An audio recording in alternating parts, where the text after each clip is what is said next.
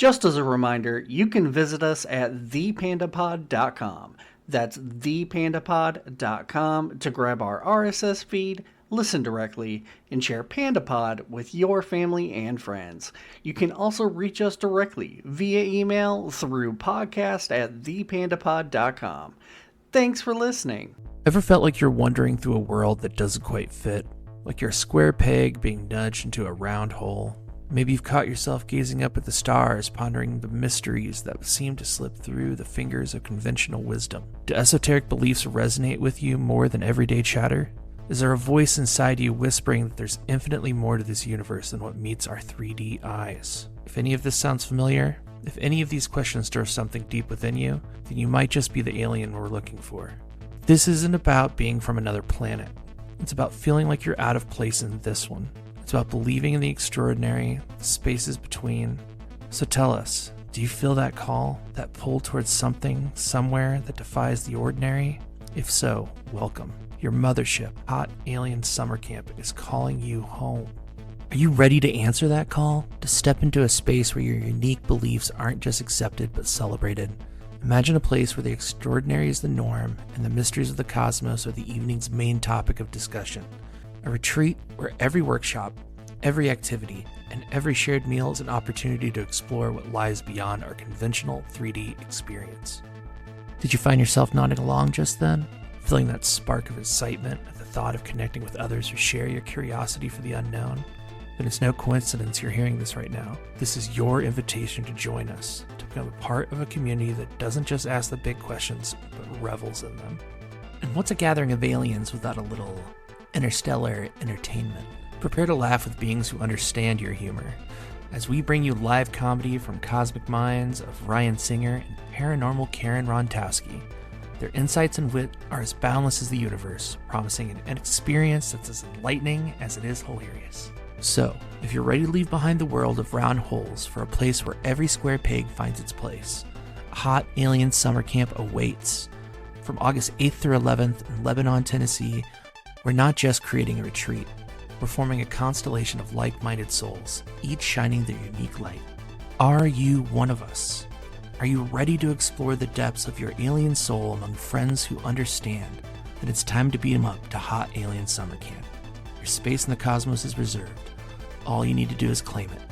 Visit HotAlienSummerCamp.com. Pre-sale tickets are on sale now. Let's embark on this cosmic journey together.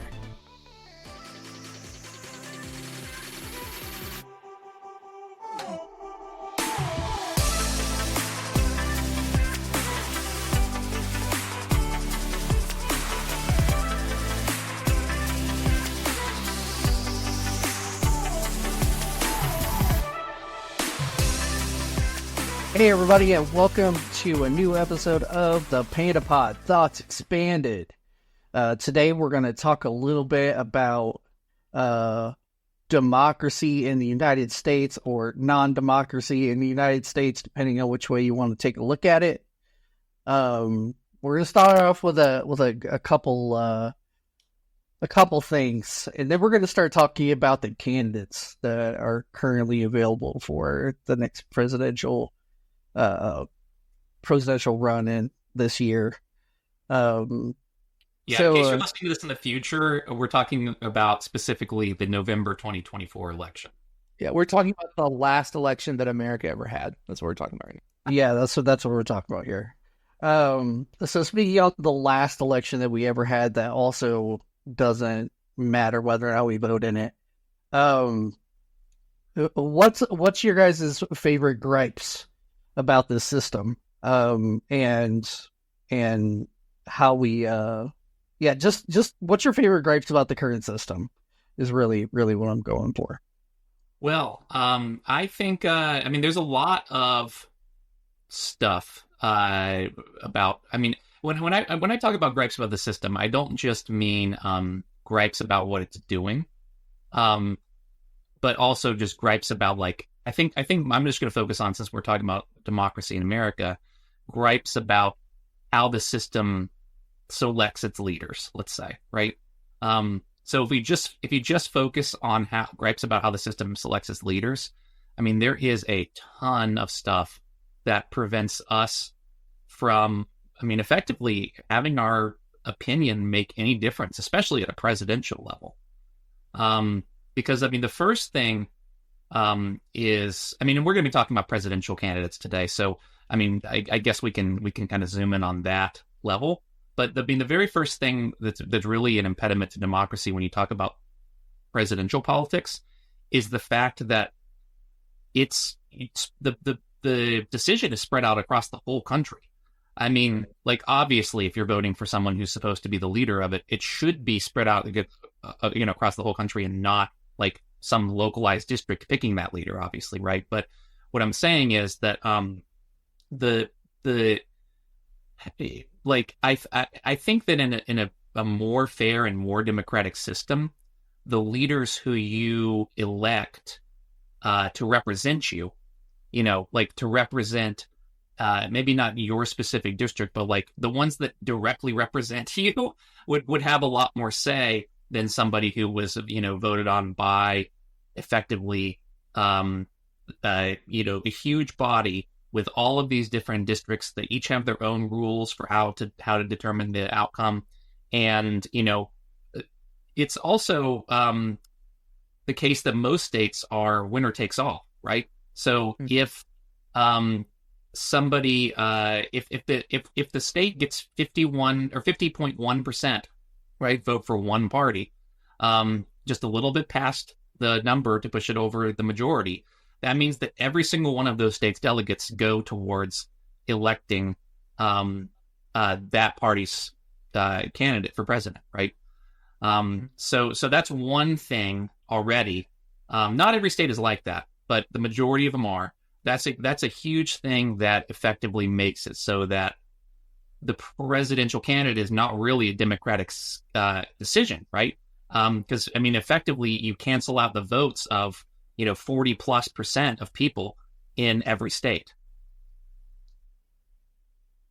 Yeah, it's pretty crazy. Like, it's wild to me that we even have a president. Like, why aren't we ruled by like a council, like a representative from each state that votes to make decisions? Why do we have one person making so many decisions? That seems like an antiquated idea taken from a time when we were ruled by a king. And like, why are we still doing that? It makes no sense to me. Yeah. Yeah, not to mention when we're zooming in on this particular thing, the Electoral College and the idea that there isn't an equal spread of, so you would think that the popular vote would select who the president is, right? It's the most people in America who voted for the person, right? But we have the system where depending on population, there's so many electoral votes, and to what you were talking about, Rab, like the winner of whatever state gets so many electoral votes, and that's what really matters when it comes to tallying up the final vote. Is right. They have to hit a certain amount, and they have to get more than the other person. And so while it is possible to have the three people in a race for president and one person win, it is possible. I don't think it's possible to have four. And we've been dominated by the two-party system for such a long time now that, I mean, that even that idea of having more than two or three people running for president is just beyond our grasp. Yeah, if you talk about anti-democratic things, we effectively have a first past the post system.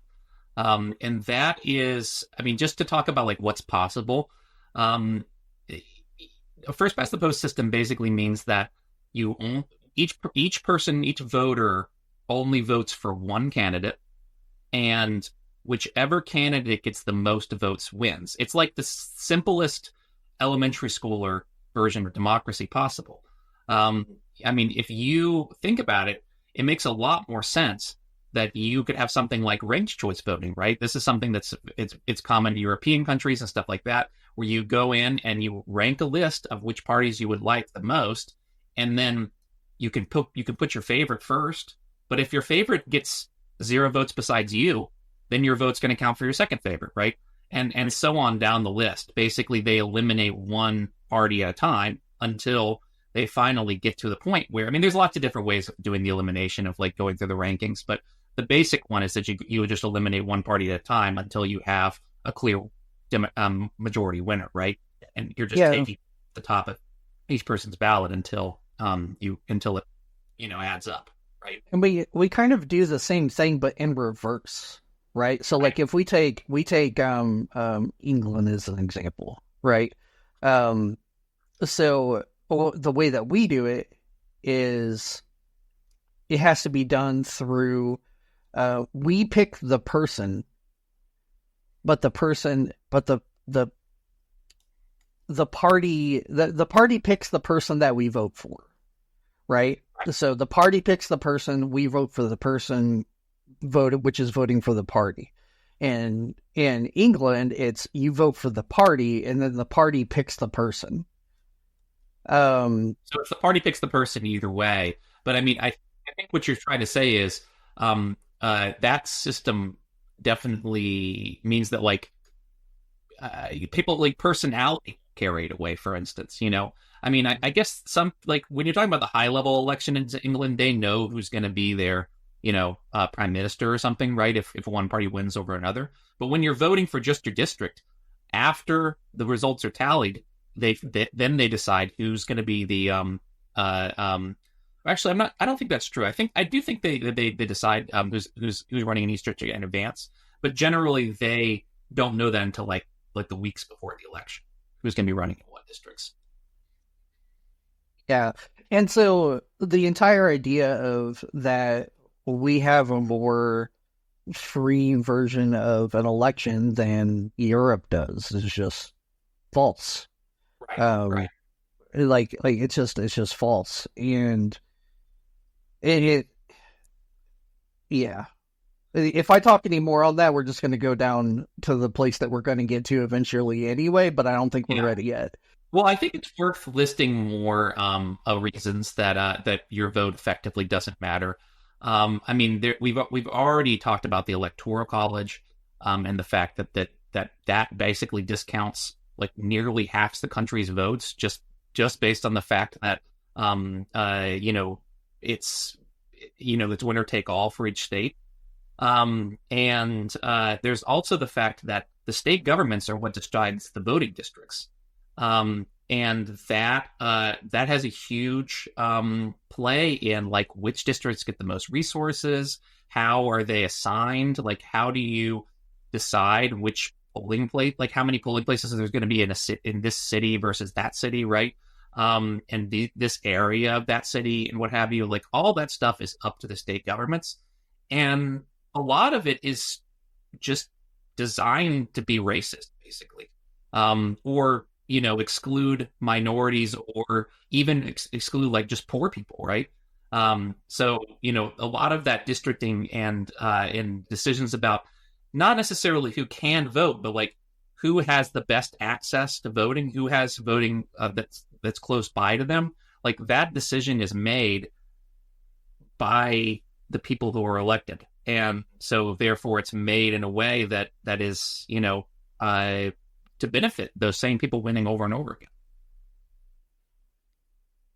Yeah, it doesn't really make a whole lot of sense. Like it seems to me to be like barely even masked as manipulated, like it clearly puts us like, what is that now, 3 steps away from the actual decision, and the simple answer is clearly just to make everybody's vote count, right? Right. It's like not even hidden very well in its manipulation, right? The people who are the least privileged now have the least access to voting as well, and therefore you've already you've already cut the voting pool in half by doing the winner take all in the states. And I mean, that's then you're talking about the them choosing the districting is cutting it, another third off or so, whatever. And beyond that, trying to think, I mean, at a presidential level, gerrymandering doesn't really come into play, but it's very highly related because, I mean, that's like the same calculation of how the districts are torn up or like divided up, right? And I think you were mentioning a good point, Jeff, which is that like everybody knows about gerrymandering. Like you learn about that in high school. Yeah. Like it's barely hidden, right? And that is something that has a huge outcome on what, on who wins elections. Yeah. And first, like, why is it set up to be that, particularly for young voters, how your vote counts is completely up to where you are. Like a young person doesn't have much of a choice in moving to a new state or a new district, And so a young, let's say, we'll just say conservative voter in a liberal district really has zero chance of their vote making any difference whatsoever in that situation, Right. If you're talking about the presidential level, it's usually based on the state only. But I mean, effectively, that's the situation that the three of us, to some degree, find ourselves in, because the states that we happen to live in are most likely going to send all of their delegates towards the Republican candidate, no matter what we do. Right. Yeah, it really doesn't matter where my vote goes as long as I'm here. And so the other thing to keep in mind is, so if we go the step deeper, right? So let's make the connection, right? So the connection is we can't establish, back to two parties, because two parties is what makes gerrymandering actually matter, right? So it's you're either going to be red or blue.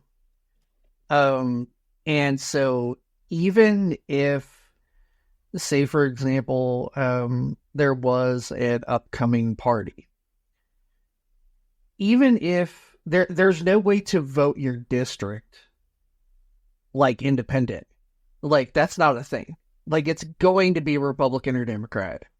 And that's what is going to make the outcome as far as votes by county for electoral votes. So all the way down to the bottom, where, like how you're saying, Jeff, like it doesn't really matter what your vote is because you're outnumbered 5,000 to 1, right? It creates this thing where yes, your vote doesn't matter, and the only other option that you have is to do some kind of like real local change in order to flip the district. Right. But if you don't flip enough districts, you're never going to get to the place where you want to get to. And that's why, talking about how like why individual votes don't really matter.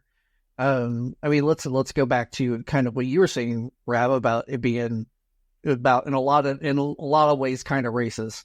With gerrymandering, you require so much in order to vote, and in low income areas, it's not always easy to make sure that you have your state ID or your driver's license and your resident with mail coming to your residence to make sure that you can get your license, right? So it drives me nuts how we don't vote by Social Security number. Right. Because it's registered. That's how you determine that you are a citizen, right? Like that's all you really need is that. You don't. Sure. I don't understand why they need to have like what your address, where you live at. Like my ID's always wrong on what my address is anyway, and they never stop it. And they never stop me from voting when I go just because my address is wrong on my license. Sure. So like, what's the point? Like, why have that be a thing if it doesn't matter. Yeah. You know, it's just an extra step to make it even more difficult to do things. Well, keying into something you were talking about with the like flipping a district, you know, to get a third party into power. I think that like if you were actually trying to get a third party into the power, winning local elections would be the way to do it. So I mean, kind of yet again another reason why the presidential election doesn't really matter. But also, I mean, if you look historically, that is how it's been done with this system. And the last time it happened was, you know, right around the time of the Civil War. So it's been nearly 200 years since we've had a party displace another. And that was when the Republican Party displaced the Whig Party. The Whig Party had been around since the country's founding. It's a pretty funny name. Don't you have experience with the Whig Party? Oh yeah, I actually do. I mean, so technically they are still around. They just aren't winning elections. Yeah. That's a good point. I did for a while. I organized with the Whig Party in Florida just to like, I don't know, kind of be a troll, I suppose. But yeah, they're the last ones that got displaced. I mean, the Republican Party displaced them in the North because the Whig Party was all about appeasing the big Democrat landowners and slave owners in the South. And so the Republican Party kind of formed as an anti-slavery party. And a lot of modern Republicans kind of like try to take hold of that legacy, I guess, like in the sense of like they try to claim like Democrats are the real racists or something based on those facts. But realistically, it's just things have changed a lot over time, obviously. And it's interesting to study why that flip-flop happened, but effectively it is true that the Republicans were a very strong anti-slavery party. They were the party that Lincoln was in. And them flip-flopping local districts and then eventually getting Lincoln elected president is like the last example we have of that happening 200 years ago, almost. And to that point about the parties, so there was it was not that long after the Civil War where the Republican Party and the Democrat Party switched sides on a lot of the issues. They kind of flip-flopped on each other. Just because they like taking the opposite side of whatever the other person's saying. And so there was a point in time, I can't remember exactly what it was, but they actually flipped from being now Republican Party's more conservative, whereas they were more liberal, and the Democratic Party was more conservative, whereas now they're considered more liberal. And so there's this just because they like arguing on issues, arguing against each other, they eventually just kind of turned around and flipped sides. I mean, it really is actually because of that, in the sense that the Democratic Party became a lot more popular in the North, where the Republicans had basically started, right? So before the Republicans sprang up, the Democratic Party wasn't as popular up there, but people started voting Democrat to kind of like go against the local elites, right? And since all the local elites eventually were Republican, that created a force of a lot of immigrants, actually, like Irish immigrants and stuff. They were the early like Tammany Hall Democrats. That's that era of machine politics in the North. And that force was just happened to be the same party of the slave-owning Democrats in the South, who actually stuck around for a really long time. Like there were still, I mean, obviously there weren't slave owners, but the racist Democrats, I mean, that's all the way up to our parents' generation. But it's just that they became really dominated eventually by those Northern Democrats who did not have that like slave-owning interest, right? So that's kind of how that flip-flop, took place. And like you said, it's just because, I mean, because that we have a two-party system actually is the reason that happened, right? Because of the fact that they needed the Democrats to oppose the Republicans in the North, right? So Right. it was, that's why the Democrats in the North were like pro-union and all that stuff, right? Because they were opposing the Republican elites. Right. And you can look at that and you can kind of go back and forth on where the origination of that came, like the two-party thing. Did it start, it really had to have started because there were just two, like a yin and a yang to issue, and like the thing that keeps both of those parties going is being on the far end of those two sides of the spectrum on an issue. And they're so good at making those issues at like building up. I'm trying to think the word. It's a more modern interpretation of both parties are controlled by the same people, essentially. And you're just trying to keep the narratives going. Right. I guess what I'm saying is that like the polar opposites are, they must be like so attractive or so emotional that people feel like they have to be pulled completely to those sides. Well, I'm trying to figure out why the tribalism sound isn't more popular than it is. Yeah. Well, first past the post has a lot to do with it, right? That was the first thing I learned about when I was like, maybe like 16 or 17. I'm like, wow, what the heck? Why are we doing it first past the post and not have like some kind of ranked choice? Because, effectively, if you have a first past the post election, all you have to do is convince your voters that the other guy is worse. You don't have to convince them that you're good. You just have to convince them that the other guy's worse. And therefore, they must vote for you, or else the other guy's going to win.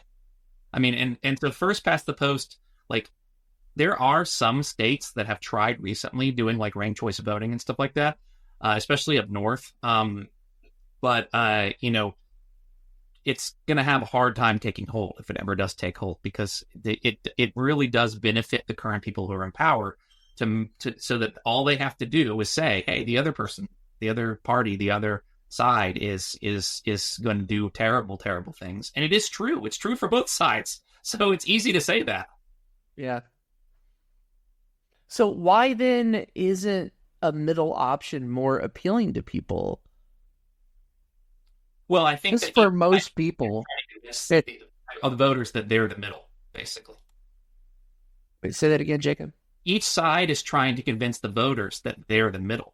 That their opinion is the middle position, and I think that there is actually some truth to that, just in the sense that there are a lot of things that really do matter, and both parties agree on a lot of the things that really do matter, right? So so in a way they are sort of at the middle.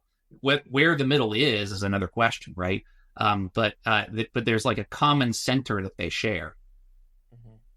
Yeah, and don't forget that there's a couple of other nuances to this. One is base tribalism. So you want to feel like you belong somewhere. And the people around you are usually what dictates where you go and how you feel about things, especially for younger voters. It's, you want to fit in, you want to make sure, you don't want to have a terrible conversation with a friend just because you guys don't agree on what's going on. So you'll just avoid it and go along with your group of friends and, whatever that may be, right? So if you're in the area of like, so say if you're, down south Kentucky, right, you're most likely going to be brought up in a Republican household. You're most likely going to be brought up with a a system of like religious values. It's going to be common for you to have guns around. It's going to be common for a lot of those things. So it's going to be really natural and easy for you to just kind of slip into that role and not have to have hard conversations with people. On the flip side of things, you could take any of the big popular things that are going on right now, including the protests that we've talked about before.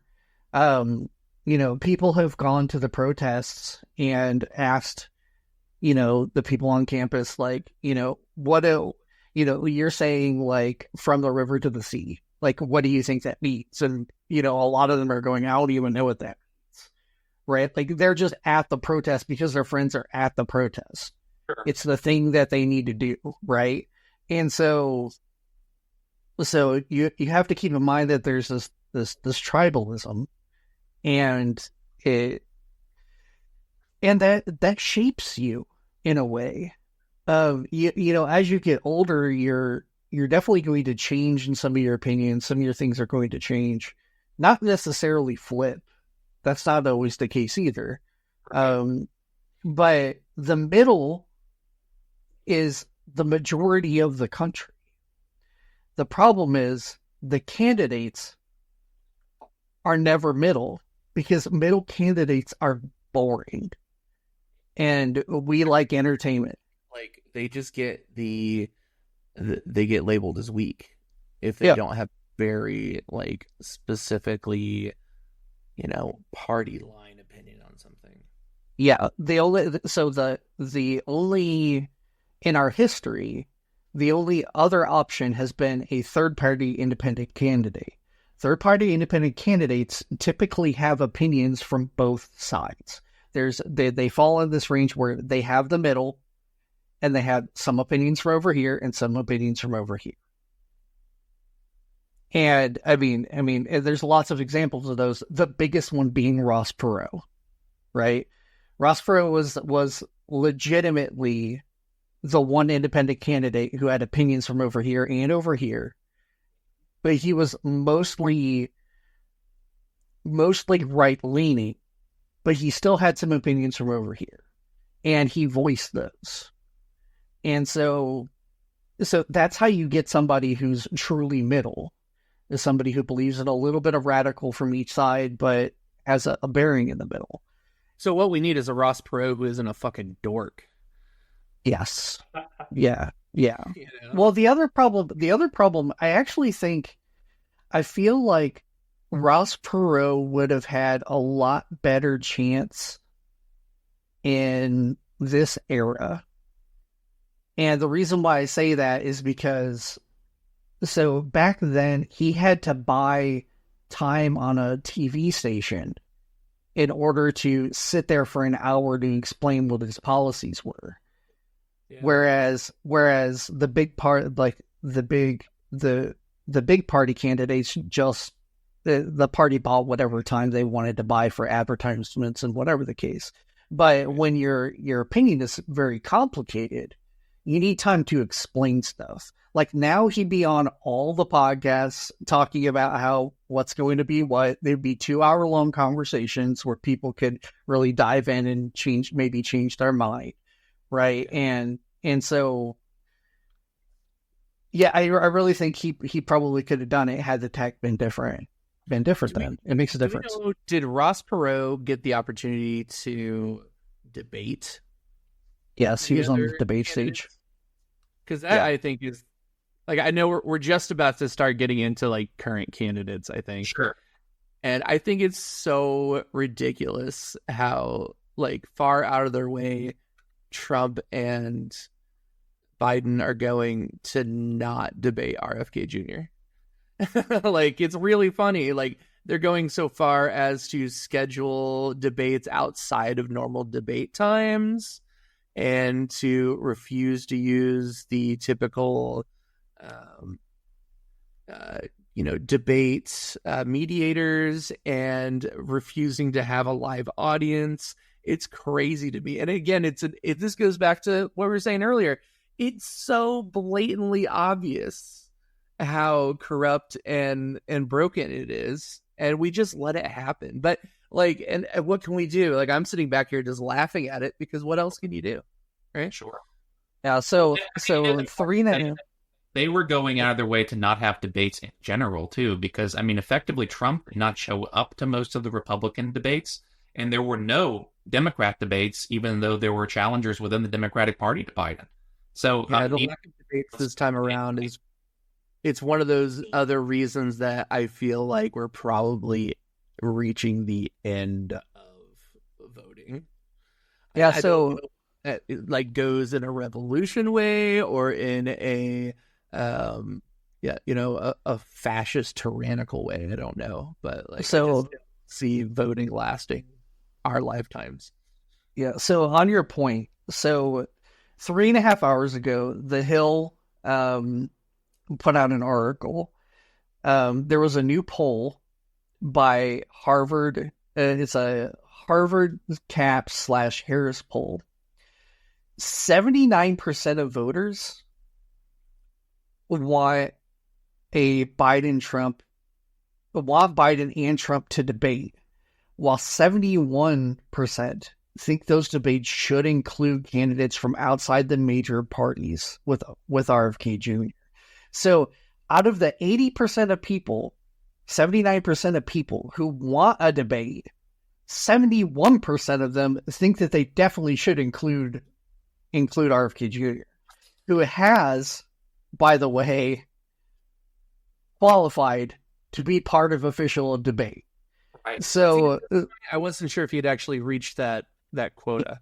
Well, yeah, he met that standard about 3 weeks ago. is the quota a legal quota, or is it just that the news stations basically decide? There's a group. Yeah, There's an official group that's put on the debates for the past 30 years. yeah, since like 8 And years. yeah, and they've established that there's like a specific threshold that has to be meeting in order for you to hit the national debate stage. Most independents hit that mark. It's not that they don't hit that mark. It's that things like they're either shut out so early that they can't, because there's also things that where you can file lawful claims against third-party candidates that are trying to like collect signatures for their things in some specific states and things like that. So you can hold things up indefinitely in court to the point where they can't even hit that mark in the first place. But taking that out of the equation, even when they do, this is what happens, to Jeff's point. Like, Right. we're going to have a private debate that doesn't include this official organization that's been organizing these events for the past 30 years, and say that, okay, well, since we're doing a private one, we don't have to invite him. Right. Which is like you said, Jeff, is bananas. It's It's just blatantly like manipulative. Yeah, it's manipulative. It's just terrible, and it doesn't do us any good. And like you said, like, where does it end? Right? Where's the ending? Is it a physical revolution? Is it a physical revolution? Is it, or is it, we just degrade to the point where the country splits, which is always a possibility. The country could split into 3 different regions, and we just wouldn't be the United States of America anymore. Like, because that's what happened with Rome. We talked about that, right, Rob? Like they kind of just degenerated to the point where they just broke off into city-states. Like, I mean, I do think it's important to say that what happened with Rome, there was still people long after the fall of the Roman Empire saying they were Roman, and even maybe paying like a nominal amount of taxes to some city in Italy. But that was for hundreds of years after historians. Are you saying we're already there, Rab? I mean, that's kind of where I was going with that. I mean, I would say that it's very possible that if people try to date the fall of the American Empire, they will put it in the past. I mean, that's not out of the question. And as far as voting and how long this goes to ground is concerned, I mean, I think as long as it doesn't really accomplish anything, and people think that it does, it serves a purpose, right? So I think that it's unlikely that that it will go away very soon, just because of the fact that like I said, if it doesn't really accomplish anything to make positive change, but people think that it accomplishes something to make a positive change, then they can go on thinking that there are people who make positive change in the world by simply casting a ballot, right? And that has propaganda value. That is true. I guess that one of the candidates is so so clearly favorable to dictatorship, that it just feels like there's a chance. I guess it won't so much be that voting goes away. It'll just be either we go the way of, Russia or other, pseudo democracies where really there's only one option, but there appears to be more options. Sure. Or that doesn't feel like the case right now. It does feel like there's two options. Yeah. I don't know what to win, but there's not one who's just clearly going to win, Or will we just go to the point where, they're just like, we're just going to be a dictatorship now? Sure. Well, I mean, as the parties are bought by the same, forces, then there kind of is one option already. I mean, the major corporations don't really care. There there's definitely some differences in opinions, and some I would say there are definitely some corporations and some big donors for each party that have a real stake in making sure that they get elected eventually. But I mean, the big players really don't care one way or the other. Well, they donate to both sides. The big players donate to both sides just to make sure that their stuff doesn't get messed with. Whereas there are some that votes for particular sides. For example, tech heavily donates to the Democratic Party. And the reason is because the Democratic Party is more likely to listen to them as to how those types of bills should be formed and what should be inside of them, to make sure that they either don't have to do too much change, or to make sure that the rules against their business go the way they want to going into the future. Republicans are much less likely to consider that, just because they're conservative.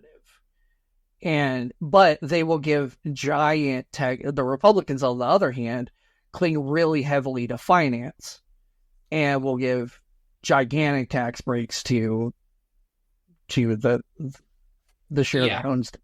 If you just want to take that sentiment and project it into just money and who gets money, I mean, the tech companies, they probably don't care as much about tax cuts, because they, as of right now, maybe that's kind of changing, but as of right now, they are mostly funded by. They're mostly losing money, actually, right? Most tech companies are still losing money. They're kind of borrowing from investors still, right?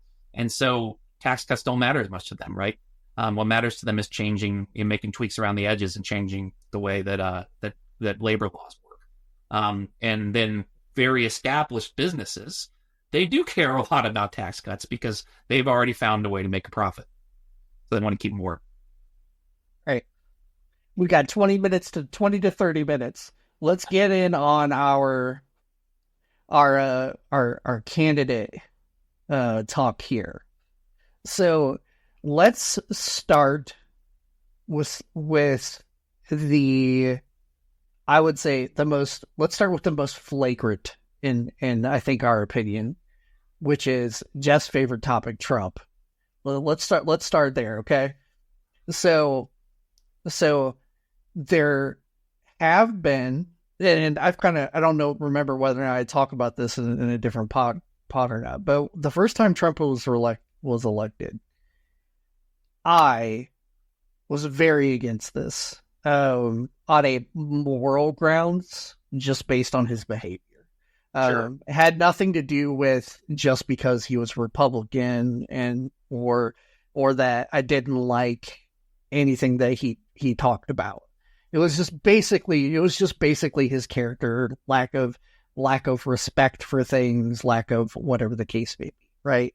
And I put a lot of people on blast for that and said some things that I shouldn't have. But there are some positives that happened during his presidency. They're hard to notice. I actually do think this is because of media bias.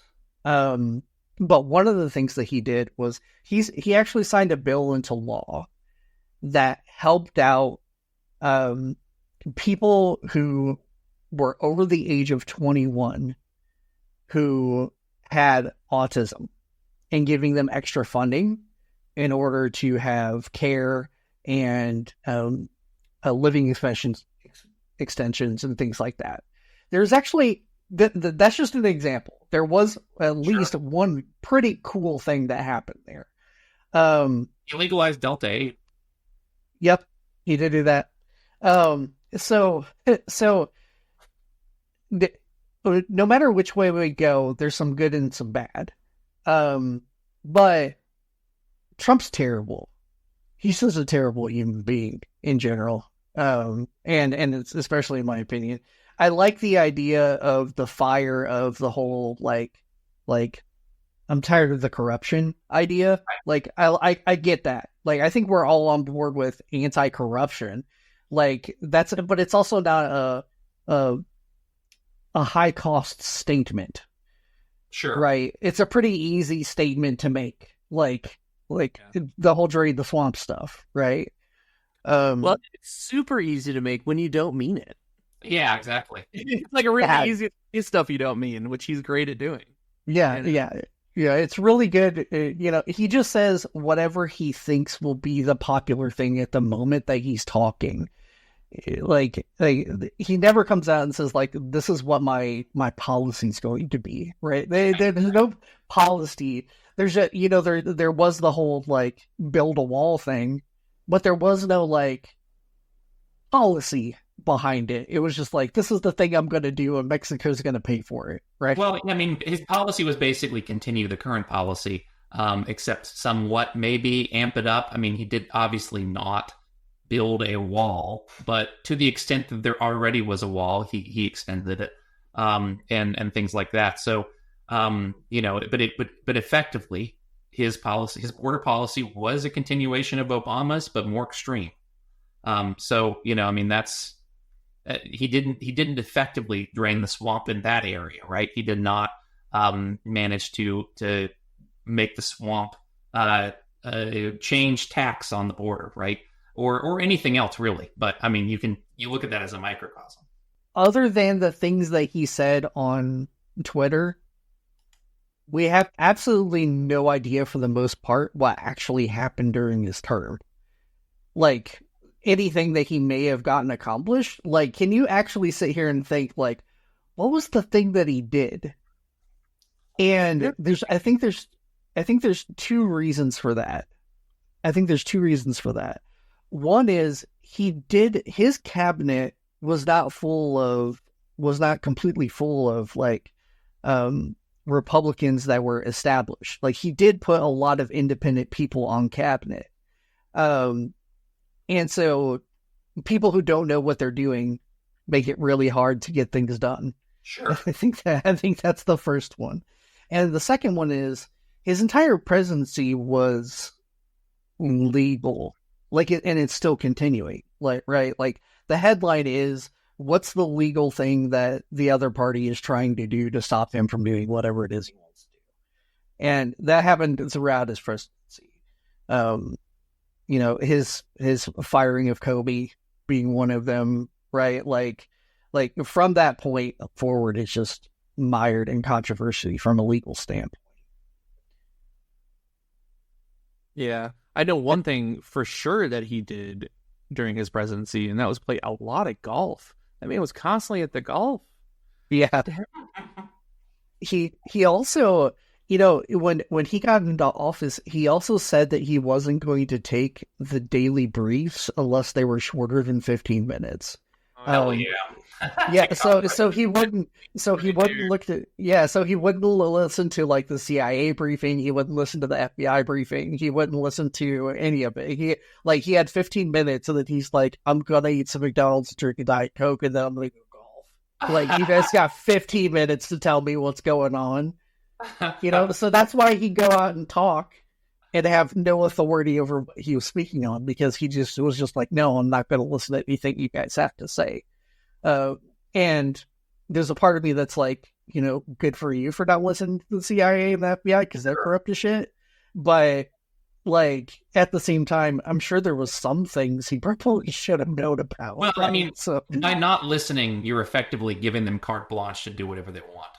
yeah, Because they don't have to tell anybody. yeah. But Mar-a-Lago, he was on Mar-a-Lago so much. Yeah, I mean, the Secret Service, like, there was like I remember there was a micro controversy about like whether like this, I mean, effectively the Secret Service had to pay for their hotel rooms quite a lot. So he would basically make money every time that the presidential whatever it is went to Mar-a-Lago. Yeah. Yeah, it's pretty crazy. I feel like Trump is just an egregore for the right. Like the stuff that comes out of his mouth is the pinnacle of the radical right side, Right. And so the Democrats don't have one of those right now. It's not Biden. Biden's egregore of nothing, So that I think that is what worries me the most, is that there's power in that when there's so many eyes and so much energy and so much time being spent thinking about one thing, that thing becomes powerful. And by being as like controversial and just awful, like he garners that power, and I worry that like that Biden just doesn't have that kind of pull again. What's the word you used real quick? Egregore? Yeah, like a pinnacle of something. Like an avatar? Yeah, like an avatar. Yeah. Okay, yeah. Yeah, so Trump says the things out loud that most people won't say out loud because they have some sort of either shame or morality preventing them from saying that thing out loud. Sure. And that's what that is. That's exactly what that is. Like, he knows what people are thinking, but they're not saying out loud. So he goes, okay, I'll say the thing out loud, and then people will go, oh man, he actually understands me. When the only thing he's saying is the thing that he knows that they're thinking about. Sure. Whereas, to your point, and we can move on to Biden here, Biden has zero anything anymore. He's completely managed. He's completely managed by the party. He has no authority. There's no way he makes his own decisions. I mean, it's essentially a coup. If we really want to think about what a coup actually is, like, there's no way he actually makes decisions. They may say something to him like, hey, this is going on, we should probably do this thing. And then he goes, yeah, that sounds like a good thing. Sure. Or if he says it sounds like a bad thing, they just go, okay, well, he's old, he doesn't understand what's going on, so let's go ahead and do it anyway. Right? So it doesn't really matter. There's already a coup.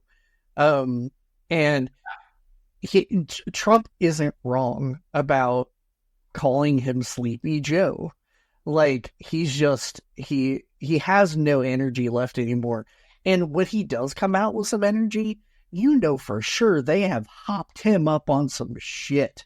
Like, they have given him whatever they have given him to give him some kind of energy.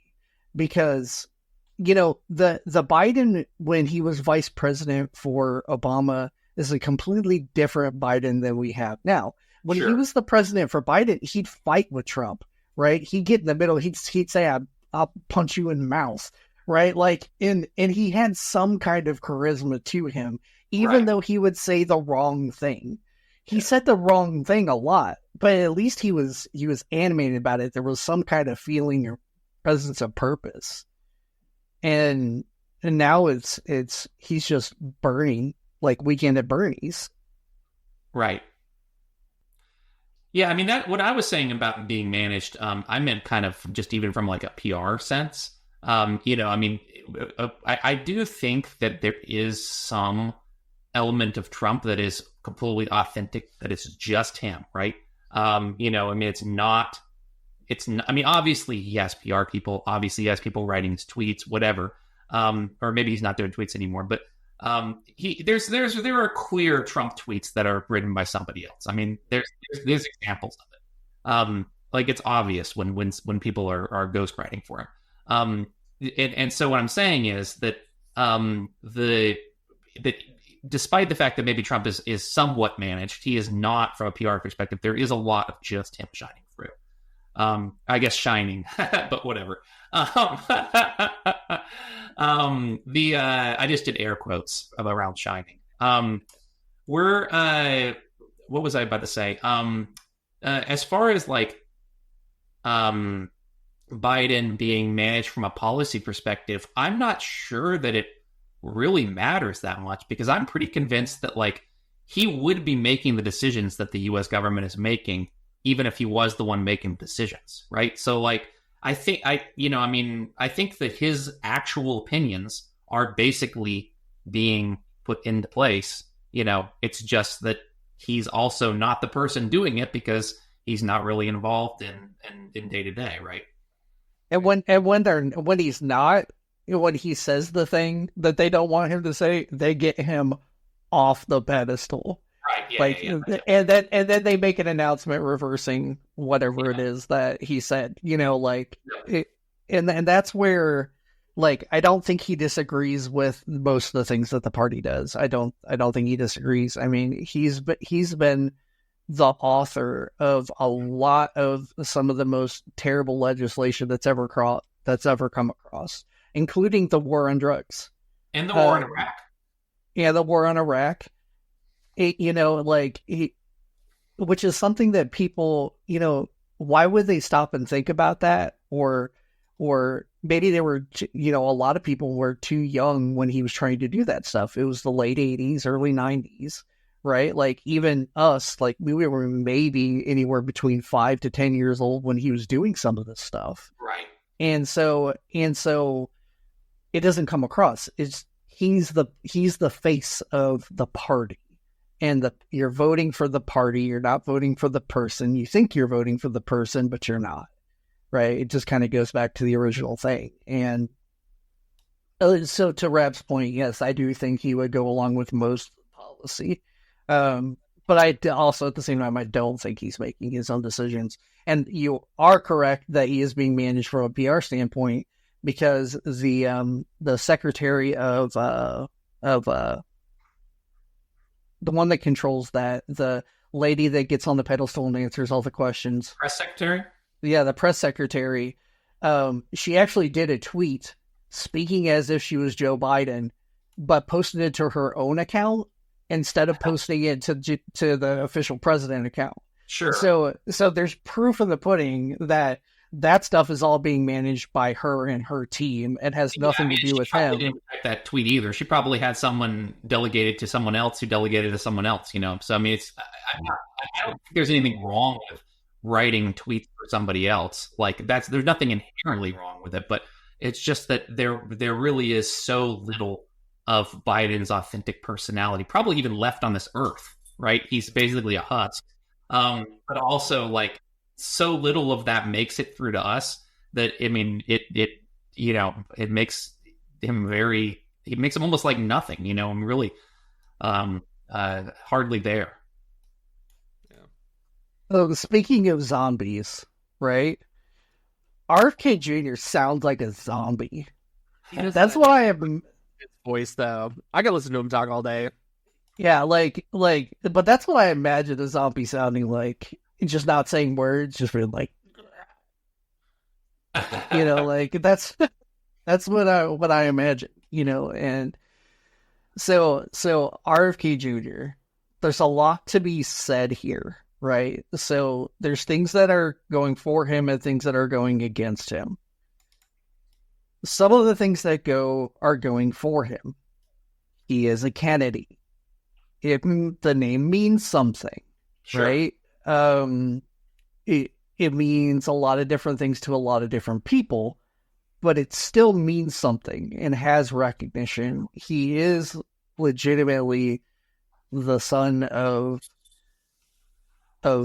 the guy who, according to his own words, got assassinated by the CIA, and his uncle, who we all think was assassinated, is assassinated by the FBI and the CIA together.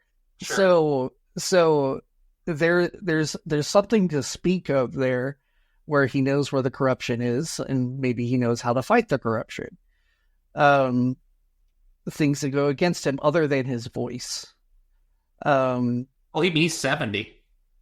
Yeah, he is 70, which is It's still 8 young. years younger, which is 8 years younger than the other competitors. And it's 2 terms, baby. Hell Yeah, he's a baby, right? He's also ripped. I don't know if you guys have seen that or not, but he's pretty ripped, and he works out in jeans, which is really weird. I think I'm going to take that as against him. He works out in jeans, which is crazy. So another good thing, is that he pretty much cleaned up. He's cleaned up a lot of the environment, fighting against corporations who were doing pollution. So as far as having a track record of doing something good, he's probably the only one that has a track record of actually accomplishing something that means something. I mean, I know next to nothing about him, so I'm curious about this. What was he whenever he was doing this fighting? Did he have a position of some kind? Was he elected? No, he was he's a lawyer. Oh, okay. And he created like an organization to help him fight pollution, essentially. Gotcha. Okay, that makes Yes. sense. I Yeah, see. and So basically, it was like, I mean, honestly, in some ways, that is a more honest way to spend your time than running for elections. Because I mean, even though you're not like accountable to the public, you're still like, advocating for the public good. And you actually may accomplish something because you're not an elected official. yeah. And he took on quite a few cases where he was fighting for underdogs and paid all their expenses and just did it because it was like something he was passionate about and he wanted to do. Sure. Like I have no doubt that RFK Jr. in his heart is a good dude, which is like means a lot to me. It has a lot of pulling power for me. He's got issues. Like I don't agree with him on everything, I think, But it's going to be impossible for anybody to agree with anyone on everything. Sure. Like, Yeah. but I think you were going here as well, and this is something that kind of hits close to me is his entire basis of thinking that vaccines give people autism.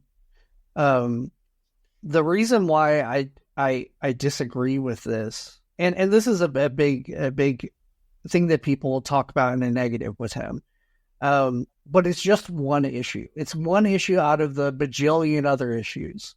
Sure. The reason why I don't agree with this issue is because there's a lot of evidence that shows that autism has been around for a long time, and we just didn't have a name for it. Sure. We didn't have a name for the spectrum, right? Like you were just the dunce, or you were in like the slow class, or whatever it is. In the blacksmith shop. I mean, it's like you didn't have. Yeah. Like it didn't even have to be a front and center thing. I mean, you could be, there were many ways to fit into society. Yeah. While being neurodivergent in the past, especially. Yeah, and I'm not saying that there couldn't be some evidence that comes out that says maybe messing around with our putting stuff into our bodies and messing around with our genetic structure may have an amplifying effect. I don't know. I'm not a Okay. scientist, and I'm not even going to say it. Talk about his viewpoint on vaccines real quick, because he's not anti-vaccine. He's really not. He is anti-mercury in vaccines, because that's what he's fought against, is taking mercury out of vaccines. And he's seen some study or has some kind of evidence that he feels is true that shows that mercury can increase symptoms of autism in people. And he thinks that it shouldn't be in vaccines. And he's not against every other vaccine. He wasn't against COVID. He wasn't against, a lot of other ones. He just wants mercury taken out of vaccines. Yeah, and I think that's fair. It's bad for you. Like, I mean, Yeah, that's what made the Mad Hatter go mad in Alice in Wonderland, because too much mercury. Right. So I mean, and obviously Alice in Wonderland is fictional, but that's based on a real thing that happened in the past before people knew the mercury poisoning exists. Right.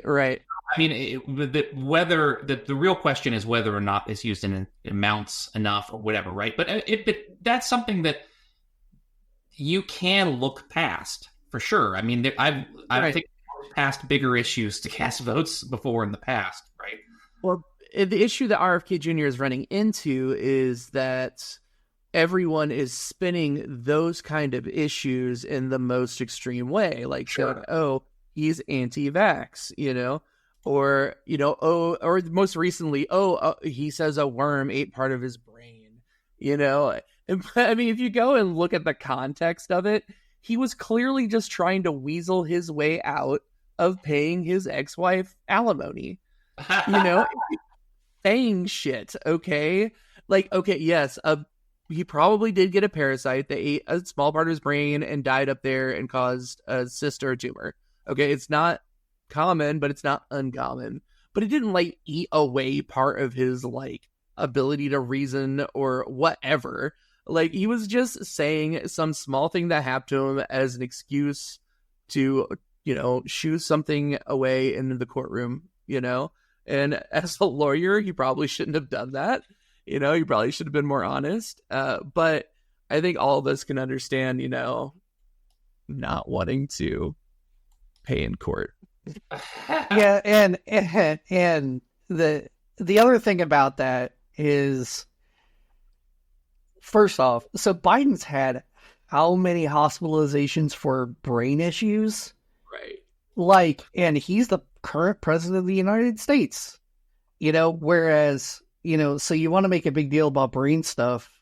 I mean, at least this guy's talking about complicated issues where Biden's not capable of doing that at all. And Trump has no intention about talking about any complicated issue. So the worm in the brain thing is just, I don't think it's a thing. I think it's, I don't think it's that much different than two rappers beefing and one accusing the other of cheating on his wife. It's a situation. If the other rapper has every mainstream media behind him, right, the public is going to think that blah blah blah. Yeah, it's a shit situation for RFK Jr. Yeah. And I don't know that RFK Jr. should be president. I do think I'm probably going to vote for him because I do like what he stands for. And if it's available, I'll probably do it. And my vote doesn't fucking matter. So if I vote at all, I'm probably going to write in RFK Jr. or check the box, whatever the option is. But I don't know. They're all terrible. It's all awful.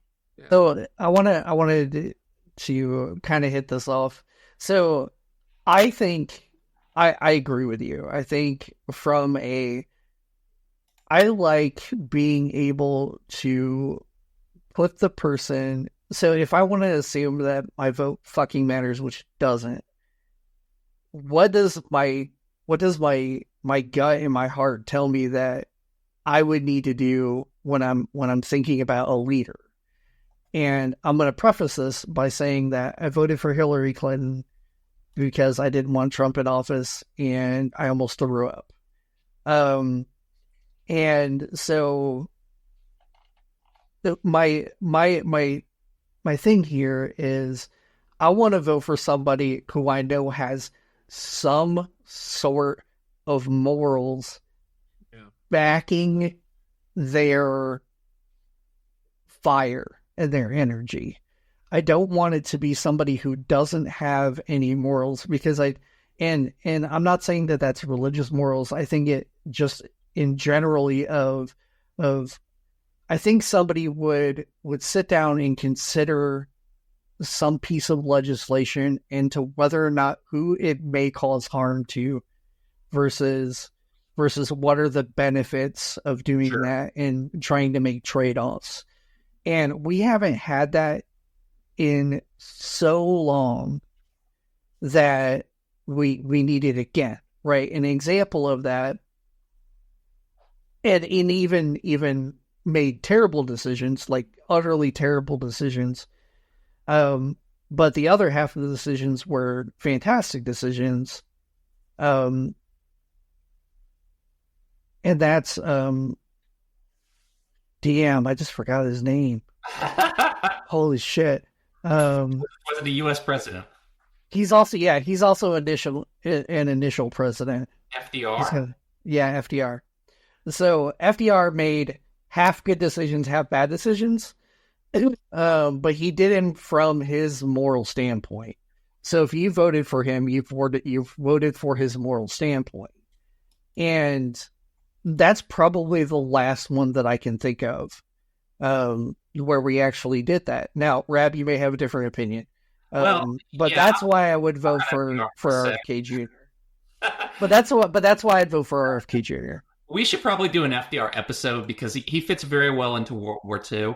I would argue in some ways that he might have been the last and possibly only good U.S. president.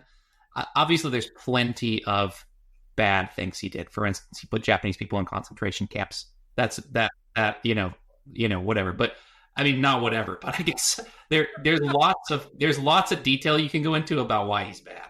But he was 50-50. So we can do it in an episode later on, right? Yeah, but he was 50-50, right? Like, sure. Like he did a lot of good and a lot of bad. He was operating from a moral framework. That is clear, right? He was operating from a moral framework and one that in his mind he wanted to help people to bring back the country from a very bad time. That's one thing that he managed to accomplish.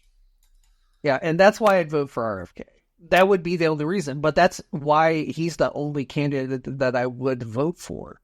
You're not giving us a choice in different morals. You're giving us a choice in a group of people who are over 70 years old who wear diapers, maybe. Sure. I don't know. That's the accusation, that they both wear diapers at this point. And neither of them can be trusted to make a sound decision just because they both proven that they can't make sound decisions. So what other option are you giving people? And, this goes all the way back to the beginning where we were talking about like the tribal mindset, sure. Right? It's not about who the person is. It's about what team do you want to be on that agrees with whatever it is that your agenda is. And people aren't so people are supposed to be selfish voters. They're supposed to be selfish voters, but they're not voting in selfishness for themselves anymore. They're voting in selfishness on agendas and for groups of people. And so we've gotten so far. This is where Jeff, you were talking about the far left and the far right being the main thing here, is because you don't want to be the person that's called a name. You don't want to be called racist. You don't want to be called transphobic. You don't want to be called a Nazi, but you also don't want to say that you're that you why do you hate gay people, right? Like on both sides, they're terrible things, but you also don't want to be labeled something. And if you're in the middle and you want to consider something deeply, you're being ridiculed because you won't pick a side. And I think that's why we're falling apart. I think that's really the crux of why this country's falling apart. Well, it's interesting that you go back to FDR too when talking about RFK because FDR, one thing that was true about him, I think, is that to the extent that he managed to accomplish like what is truly good, like put his will towards truly good actions, it was not really his will. It was at a large popular movement, right? That came out and voted, really put. There was a landslide victory for the Democratic Party based on his ticket initially, and then it went away sort of as. Honestly, it was with us, until very recently, it finally expired. But I think that when choosing who to vote for, if you're like us and you think that likely your vote doesn't matter, one way to make it matter is to try to disrupt the existing order somewhat. I think that's why a protest vote is so attractive, especially in this election where neither side really has a popular will behind them. I guess you can argue that Trump does, but his base feels abandoned by him. They don't believe truly that he's for them in the way they did in 2016. That effectively no one thinks they're represented by the government. And so anything to bring back a modicum of true representative democracy to me seems worthwhile, even if it is just voting, right? Right. Even if it is ultimately just kind of symbolic. Yeah, exactly. Voting is not doing a lot, right? It's 1 day, it's 1 hour. You're really not, there's lots more you could spend your time on if you really wanted to try to accomplish change in the world, right? It's truly a small act. But if you believe in some significance there, I guess, I think the most significant thing you can do is try to break us out of this, or to try to bring us closer to where people's actual will, the will of the larger people, makes a change, makes the decisions, because I think that will can make good decisions a lot of the time. Yeah, so I want to say two things before we're getting close to time here. But one thing that I want to say is if enough people do the protest vote, it could be a change. Sure. And this was almost proved by Bernie's run. Yeah. It was almost proved as an example that the grassroots idea can win. Yeah. It can. It's an example that, I think it shows that it did in some ways. Obviously Bernie did not win his primaries, but it was obvious that grassroots was able to affect that. Yeah. I may not have fit, but you were watching it wondering, it could happen. Yeah. And I don't want to go too deep down that rabbit hole, but the other thing that I want to rant about something real quick, which is part of this problem, going back to the beginning of our conversation, which is, so when you go and you walk up to the desk, you check in, they will ask you, so when you're selecting your ballot, they will ask you, at least in Indiana, where we are, right? They will say, Republican or Democrat. You don't get another option unless you ask for it. The words out of their mouth is, do you want the Republican ballot or the Democratic ballot? You're talking about primary elections? Yeah, that's only true in primaries, not for actual elections. Okay, well, even in primaries. Yeah, so even in primaries, it's still bullshit. Yeah. And so you may not even know who's actually available. So because there's multiple ballots, there should be one ballot. Yeah. There's no reason to split the ballots to say that, I only want to vote Republicans or I only want to vote Democrats or whatever the case may be. It should be closer to what you were talking about, how you're doing, like I think it's Colorado that does the multi-stage or the multi-stage voting where you pick like into place, I think, but like there's a couple places that do it, but yeah, I mean a ranked choice system would be much more fair. You would not have to feel like you're even wasting your vote, but there would be no such thing as a protest vote, because if you went there and vote and you did your ranking and you did it honestly, then that's not protest voting. You're just putting the candidate that you think really best represents your interest first, and then you can rank the other guys after that, right? Yeah.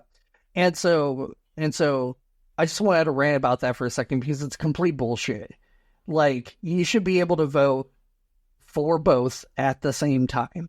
There should not be a separation between them when doing this. There should not be. I think No, this might. no, I'm not even gonna. I think this might be a fundamental misunderstanding on your part about what a primary election is. No. I understand what they're for. But make people choose then and there. Don't restrict them and make them have to choose between the two parties. Are you talking about registering for a party like in advance? No, you don't even have to register for a party in advance here. You go up there and they say, do you want the Republican or the Democratic ballot? Right. Because you are literally picking the people from those parties who will be on the actual ballot where you can pick anyone. Yeah. I think you're just misunderstanding what that is. Okay, maybe I am. And if that's the case, then I apologize, everybody. But I still think it's bullshit. Well, sure. No matter what way you go, I still think it's bullshit, because I think that if there's a way where you can, by doing it on one ballot, you can eliminate give people the choice then and there when they're voting, which way they want to go, right? It will also show up in numbers where, okay, the majority of the people here are voting Democratic side or Republican side or whatever the case may be. But also give us the option for the third party, right? So, sure. Because the Green Party is an actual party in places. That's an actual thing, right? Like, do those people have to go in and ask for, like, the Green Party version? Like, well, if they want to vote in the Green bullshit. Party primary, I mean, I think the fact of the primary is, like, it is like a pseudo government. I mean, it's definitely a mess. Like, that shouldn't be that. Honestly, people shouldn't have to care about primaries at all, because if you have a ranked choice system or something, you wouldn't have to worry about, like, everybody who wants to be on the ballot would just be on the ballot as effectively an independent, right?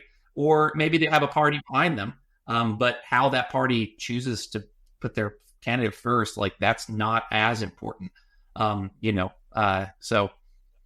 Yeah, big agree. I think ranked choice is the closest we're going to get to being fair. If I could just wave my magic wand and do one reform, it would probably be that one. But in my mind, it's really like an all or nothing type deal. Like, I think that if we get ranked choice voting, we're also going to get rid of gerrymandering. And also, it's all tied to, like, everybody just deciding that the system is supposed to represent the popular will again. I mean, I don't know what that decision manifests as, but if enough people make that decision, then, it will happen. And it will, I mean, at that point, I think that a lot of those questions will become less important, right? Like those specific reforms. I don't think there's a specific reform that's going to get us out of this mess, but if there was one I could do, it would be ranked choice voting. Yeah. There's like we said before, there's so many problems. And I also don't think that the primaries should be a thing. I don't think the party should get to pick who they want their person to be. In my opinion, that's why Bernie didn't win.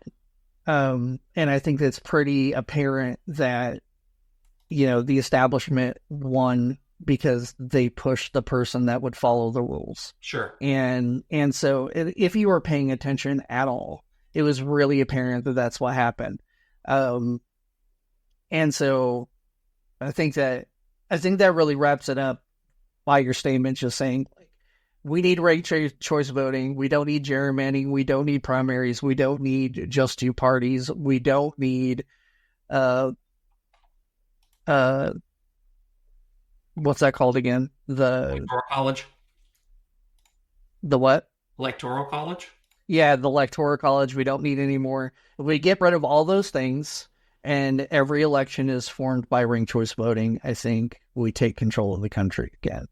Yeah, I think they're hand in hand. I think we take control of the country and also implement those reforms. Kind of, those two things work together. It's the same as FDR. The system was effectively overwhelmed by the surge that happened to put FDR in power, and so he was able to make a lot of massive, sweeping changes for the better because the system was currently overwhelmed. The things that have been put in place to thwart popular will were frankly overwhelmed, right? And that could happen again in theory. Yeah. But this is all a bunch of shit. We hate it. We hope you hate it too. Or at least maybe we've opened your mind to make you at least think about it for the time that you've been listening. Yeah, let's hope your thoughts are expanded after this one. Yeah, this is a thought expanding episode. Well, we really appreciate you guys all for listening. This episode is a especially semi-dangerous, not so dangerous episode for us. So please keep that in mind. We look forward to having you listen to us again, and we will talk to you guys all later. Bye. Bye.